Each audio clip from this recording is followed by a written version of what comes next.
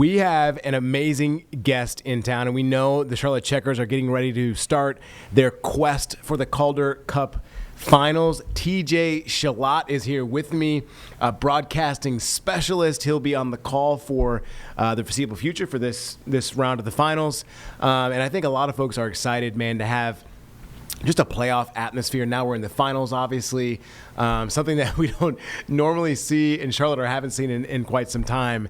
But there's a lot happening on the ice. So, TJ, set the stage for us. Starts tomorrow, and the Abbotsford Canucks. What are the big things that stick out to you ahead of tomorrow's game? You know, I think the first thing that sticks out to me is simply the fact that this is the Checkers' second Calder Cup postseason run that's gone into the Calder Cup Finals in the last 6 years. Yeah. 2 of those years, the Cup was not even awarded due to COVID and things like that. So it just goes to show you that this team, through an affiliation change, new coach comes in, all new players come in, it's just dedicated to winning no matter who has been here in Charlotte. And I think that's the first big takeaway. You know, if you're a fan of the Charlotte Checkers, you're going to get a team that's going to lay it out there every single night for you and be competitive. They've been in the playoffs the last 7 straight years, which means there's always hope to get to this point. So we're really excited. The buzz around this team is amazing, and we're having a lot of fun with this. So hopefully we can come out on top. Yeah, so games 1 and 2 going to be taking place at the Coliseum.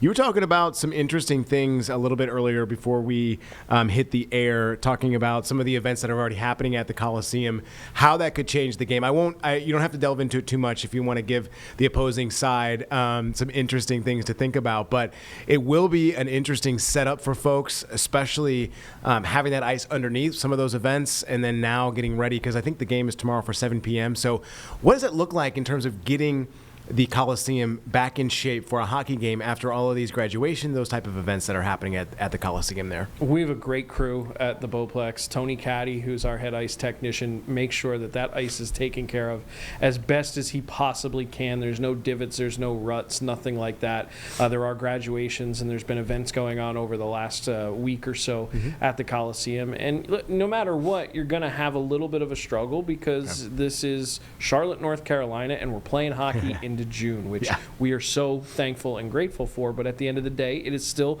June in North Carolina. And the same thing could be said if you look at the Stanley Cup Finals, which they're playing tonight in Florida in Sunrise, just outside of Miami. Yeah. They are going to be having some issues too. I mean, it is just, you can only do so much with man-made ice, and you can only fight humidity so much. And of course, we want every single person that we possibly can packing that building. It is a sellout tomorrow night, so there's going to be a lot of bodies. There's going to be a lot of warmth. I'm sure we're going to be taxing that ice plant a little bit to keep the ice in perfect shape, but it's certainly going to be playable. It's just something that both teams are going to have to adapt to. For the non-hockey fans out there listening, I kind of always equate it to playing football in the rain. It's not ideal. It's a little bit sloppy, but it is something that both teams have to deal with. So you got to roll. Yeah, I think obviously, the Checkers kind of understand, right? So maybe they'll have an advantage here, but I think either team's going to have to, in real time, figure out what the game plan might be depending on what the ice might look like. So that might just be a small factor. Any other things that I guess stick out to you tomorrow? These teams match up really well, it seems like, right? Yeah, both of these teams are built from the back end out. So goaltending and defense is where they start for both of these teams. I think the Checkers have a little bit of an edge in terms of offense, particularly with their depth. When you look at Abbotsford, they have some higher scorers in terms of individual numbers here in the postseason than what the Charlotte Checkers have. But after those guys, it kind of falls off the table a little bit. It's a little bit more on average to the rest of the league, whereas the Charlotte Checkers, it seems like they are pretty well level with everybody. The leading points getter on this team only has 10 points. Now the Checkers have only played in 12 games in the postseason, so just shy of a point per game. It's not too shabby here in the playoffs.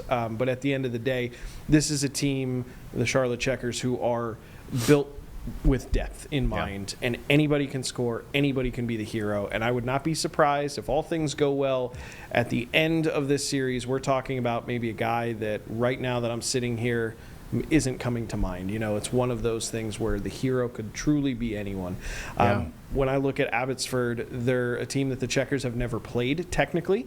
Okay. They came into the league as the Abbotsford Canucks 4 years ago.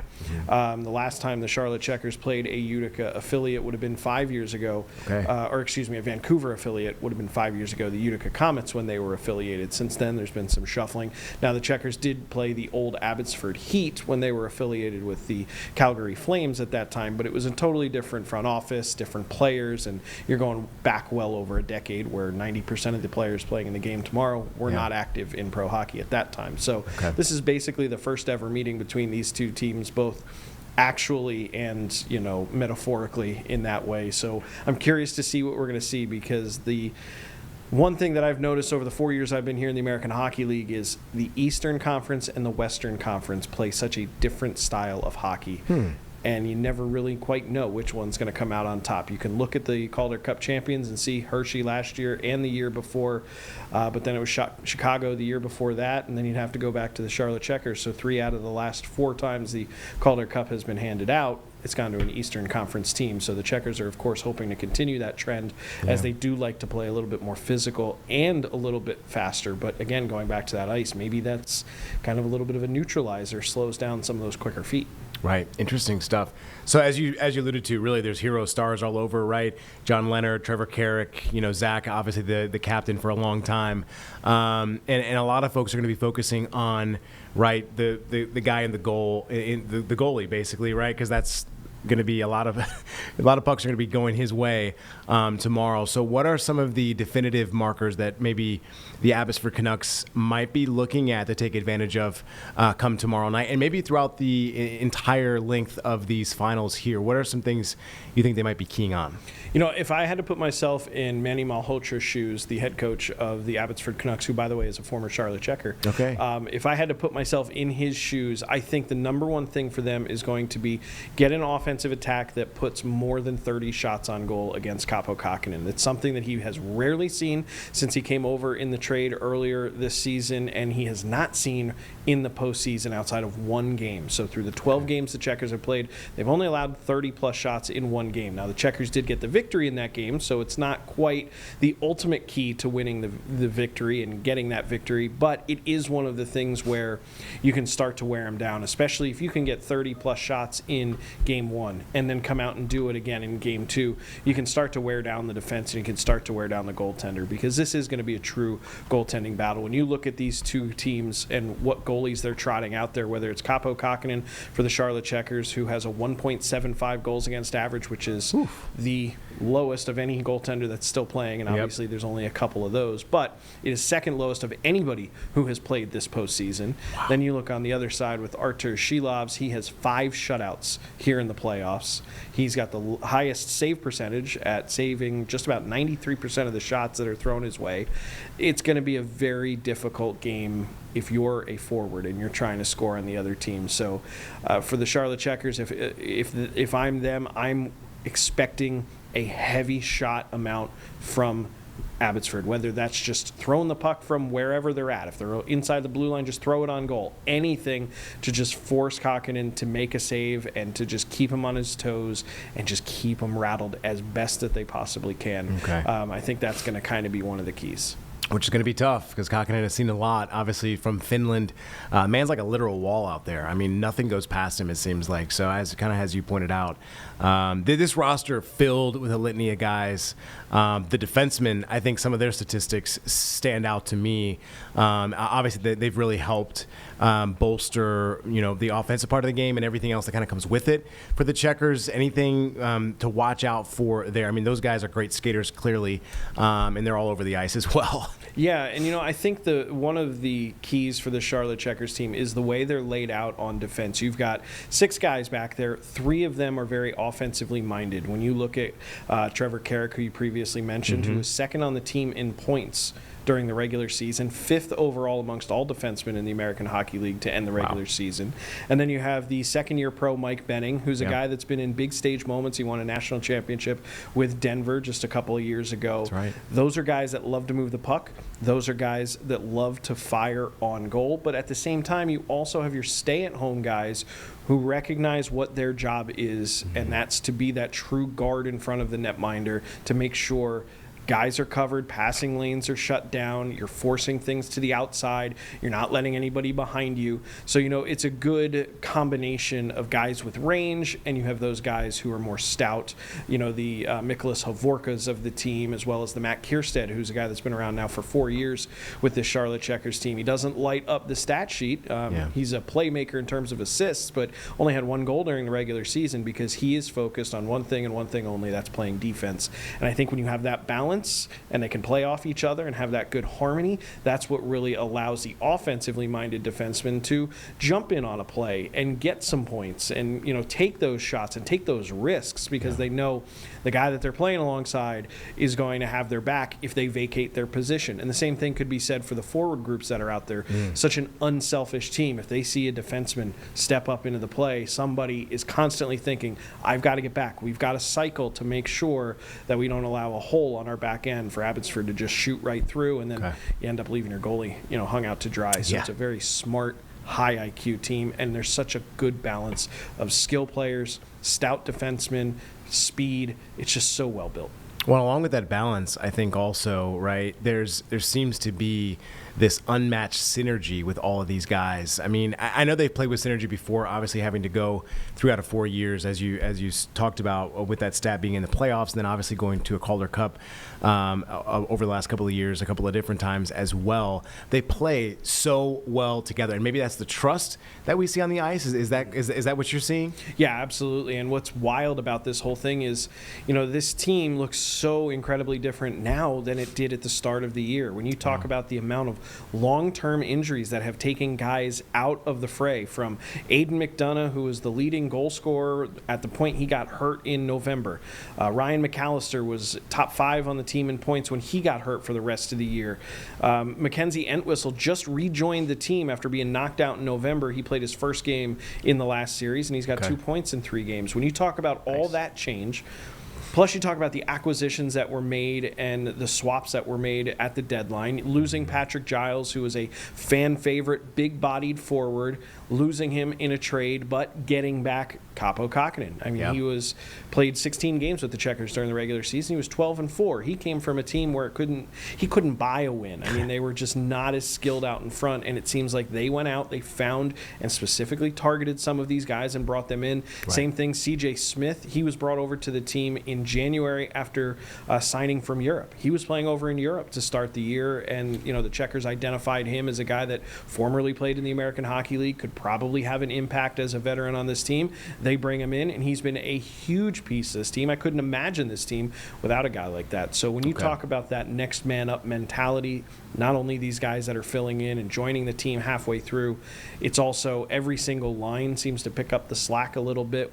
When one line goes cold, another line is just like, I got you, man. We'll go ahead and shoulder some of the load right now, and then eventually we're going to get to the point where everybody is firing on all cylinders. And fortunately for the Checkers, that happened right before the postseason. So you got to your hats are off to the the director of player personnel in Derek Wilkinson and the Florida Panthers, Bill Zito, their GM there, the Charlotte Checkers coaching staff, and the veteran leaders in that locker room to keep everybody on the same page, because there has been a lot of turnover, and it's not been turnover that you want to see. If you're a losing team and you experience turnover, that's probably because you just don't have it. This has been a team that you think is really set up for success, and then, you lose a handful of guys, and you got to plug those holes, and sure enough, they have not missed a beat. They've done it, and it's so hard to do.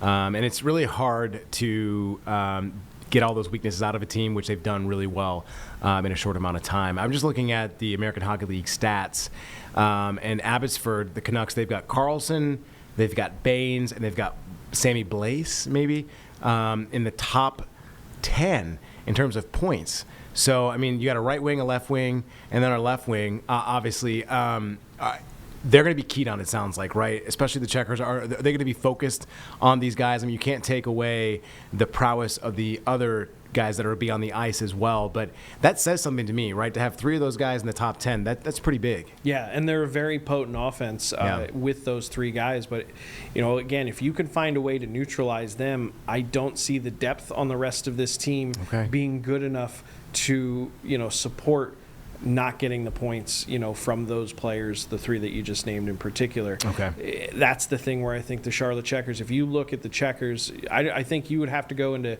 like the third page on the league stats before you found a Charlotte Checker, not even in the top 20 in scoring in the league. If you neutralize John Leonard, if you neutralize Justin Sordiff, or you neutralize, a Trevor Carrick or a Will Lockwood, there's always going to be someone stepping up. We saw it, Riley Bezo. This is a guy in the Laval series who had 3 goals in those 4 games.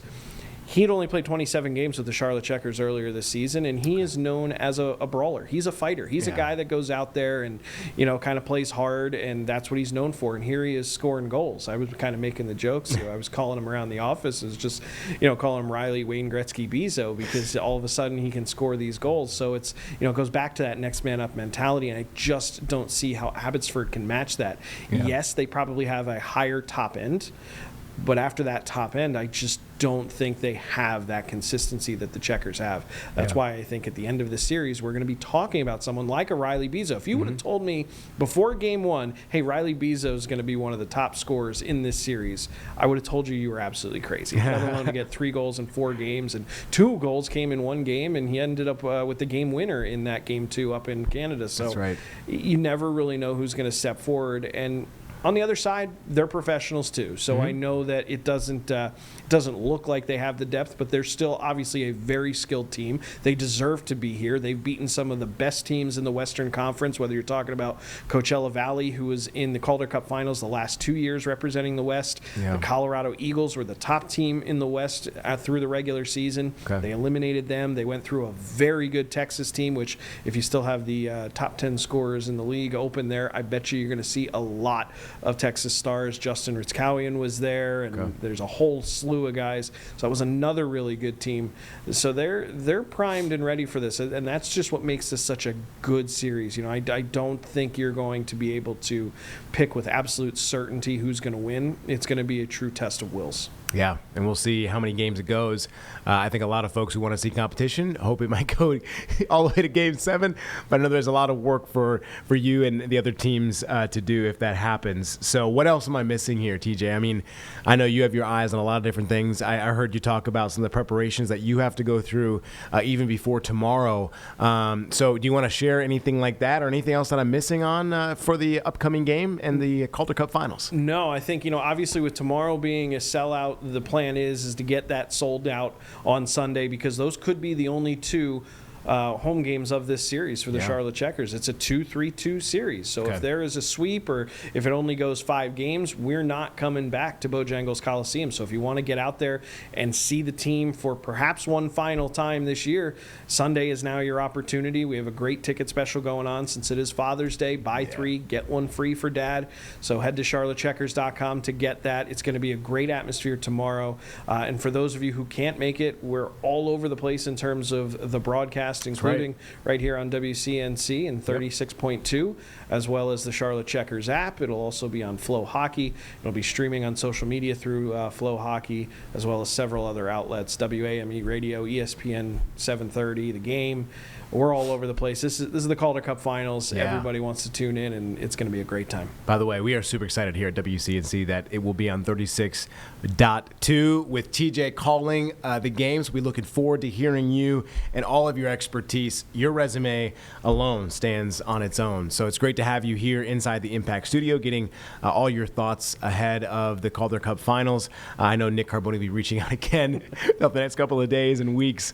We're already planning to see where this goes. And like I said earlier, it's so cool to have this excitement lingering into the summer, right? Football's not here yet. It's close, but it's nice to have this and to have the Charlotte Checkers doing so well this year. And I'm sure you love it as well, right? Yeah, it's awesome you drive down the road and to see Go Checkers on some letterboard sign or something like that. And like you said, it kind of takes the sports a little bit deeper and get us a little bit closer to football. The Panthers are looking like they're going to be a refreshed and renewed team going into the season. We don't know what that holds, but I think about if the Checkers would have gotten knocked out of the playoffs and let's say or didn't didn't make the playoffs at all, the season would have been over in April. And here we are. We're just extending the sports life here in Charlotte a couple extra months to get us, into football season. And not to take away anything of what the Charlotte Knights are doing. They do a great job down there as well. But this is kind of just a little bit more, in my opinion, exciting than just June baseball. Right. We'll get more excited for them as we get closer to September and October, depending on how their season goes. But this just kind of gets us a little bit deeper. It's going to be a short off season for us, that's for sure. So we're excited for that. We just hope that we can bring this cup home. Man, super excited about being a part of it, and we agree. Let's bring it home, Checkers. So good luck to you, TJ. Appreciate you stopping by. I know you got a ton of other things to do, so we're sending you all the energy and all the caffeine in the world, my friend. We'll wait for your call tomorrow. Cannot wait to hear it. We appreciate your time tonight, man. Hey, Colin, thank you so much. I got my coffee. I'm ready to go. I'm going to be up pretty late tonight, but it's all worth it.